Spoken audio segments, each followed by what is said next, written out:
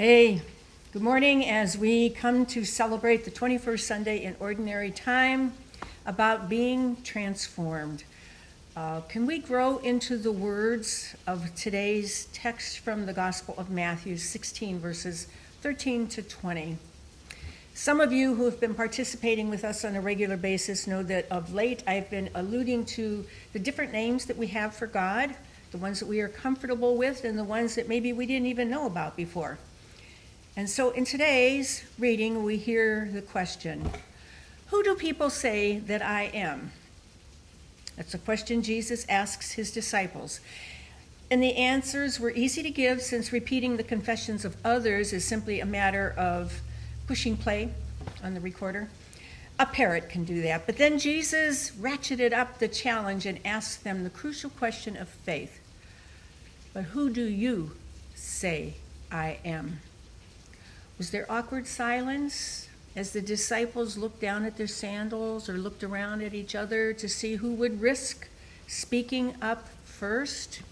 And of course, Jesus was flushing them out of their safety zone, like a bird dog stirring the convey of quail to flight. And what an important question it was. It was a pop test that those disciples were not expecting, and one they surely did not want to fail. Right away, "You are the Christ, the Messiah, the Son of the living God," said Peter. Perhaps his hand was waving in the air like a first grader, trying to please the teacher, straining to give the right answer before anyone else in the class. Or maybe Peter almost whispered his answer, unsure and tentative. "You are the Christ, the Messiah, the Son of the living God." We do not know, but we do know that Jesus blessed Peter for his answer, assuring him that he could not have drummed out that answer in his own head, but that the Father had inspired him. So then Jesus surprised the disciples with the strange command to keep this answer, this powerful truth of Jesus' identity, a secret. If Peter got it right, why couldn't they just begin telling everyone, shouting it from the mountaintops? Well, you would have expected Jesus to elevate Peter right then and there to the head of the class and then form a strategy for the disciples to begin spreading their belief, their confession. But instead, Jesus finished the class session with the enigmatic and strict command, "Tell no one I am the Christ." Why? Well, one reason for this prohibition of spreading the announcement that Jesus was the Christ or Messiah was because the people held a misguided understanding of what those words meant. The timing was wrong for a public announcement that Jesus was the Christ. The popular understanding of those words would have inspired nationalistic hopes that Jesus had come to free Israel from Roman occupation, to usher in a new day of Israeli independence, a return to the good old days of King David and King Solomon. We know there's no turning back.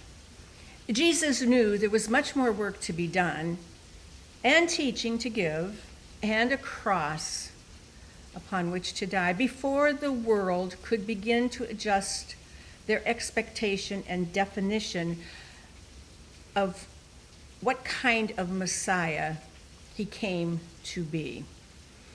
In just the previous few days, Jesus had fed the multitude and healed many sick people, and the resulting popularity just swelled to unimaginable size and expectation very quickly. That was the reason Jesus had led his disciples to this quiet and private retreat in the first place, to escape the crowds and allow the temporary and misguided euphoria to just die down. If Jesus had really come to inspire and gather an army against Rome, he would have done just the opposite. He had the crowd just where a politician or general would want them, frothing to charge any foe with momentum and soaring numbers in the popular opinion polls. And he deliberately let it slip away, for Jesus did not come to free Israel alone, but all the nations. And he did not come to establish a kingdom on earth, but an eternal kingdom that would begin by turning earthly powers and ideas, upside down, inviting God's kingdom to come on earth as it is in heaven. But again, the time was not ready. The world was not ready to hear the redemption of what that title Christ meant. But the other reason Jesus told the disciples to keep silent was that they could not yet already bear the burden. They weren't ready for the burden to face the consequences of their beliefs, their confession. They needed more time to grow in their understanding, to mature their belief and confession before they could attempt to share it with others. Isn't this the way it is with all of us, too? We need to grow in a maturity of our faith. How many times do we say the right words, offer the right counsel, make the right vows, but have very little idea of what those words will mean for us? How many fresh recruits for the National Guard fully understand the sacrifice that might be required of them as they pledge their loyalty and obedience? Were there some who simply thought this would be only a weekend a month of training, some extra cash to pay bills, or a way for Uncle Sam to provide some college education? Did they imagine an 18-month tour of dangerous duty in Iraq? And how many brides and grooms who pledged to love each other in sickness and in health, any couples in sickness and in health, do they really understand what that vow means at that time?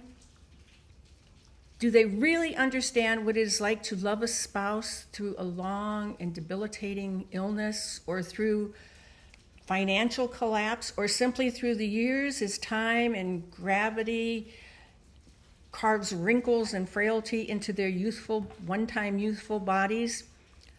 How can they understand all that their words will mean on the day of their wedding? At the moment they recite those words, many couples are they're just trying not to faint. Let's be true. It is the same way with the words of faith. When we first learn the great creeds of the church, to pray the words of the great theologians and memorize prayers such as the Lord's Prayer and Psalm 23, we have little understanding of the depth and mystery of those words. And you know what? That is fine. We get these great words on, like a child dressing up in a parent's clothing, in the hope that one day we will grow into them ourselves. And God smiles approvingly, knowing that if we pay attention to life, we will grow into the words of our confession and faith. It may be suffering patience in order to get our understanding, or maybe our failures are going to be the thing that carves humility into us. We need to be carved with patience and humility. The point is, we grow into our words gradually across the span of our lives. No difference with parenting. You don't know how much responsibility you have when that tiny little baby is born, but boy, do you grow into it for the rest of your life.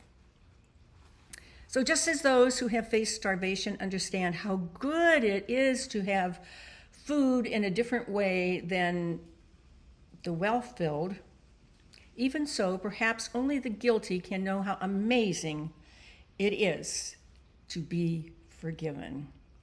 And only those who have wrestled with God, like Jacob, and with the great questions of life and faith, can we know the depth of mystery and confidence that actually comes from tested faith. As the patriarch Jacob would attest after his bout in the wrestling ring with God, or an angel, or a strange man, however you interpret that, the blessing of what you learn from those times is worth the limp. So Peter got the question right, but he needed to grow into it before he was ready to share it with others. He did not yet understand or approve of a Messiah that suffers, or who calls his followers to bear a cross too. He did not yet understand that even death does not get the last word or the last laugh over those who give up their lives in service to Christ. He did not yet understand how fickle was his own faith and how easily he could deny the Lord when pressed by a curious girl around a charcoal fire. He did not know yet, but he would soon.